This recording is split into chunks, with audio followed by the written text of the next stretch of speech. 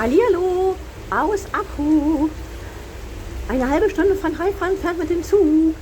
Hier ist der Tunnel der Tempelritter, über 150 Meter lang. Er führt von der Zitadelle der Templer bis zum Hafen. Nur was für kleine Leute. Immer schön ducken. Das sind sie, die Tempelritter.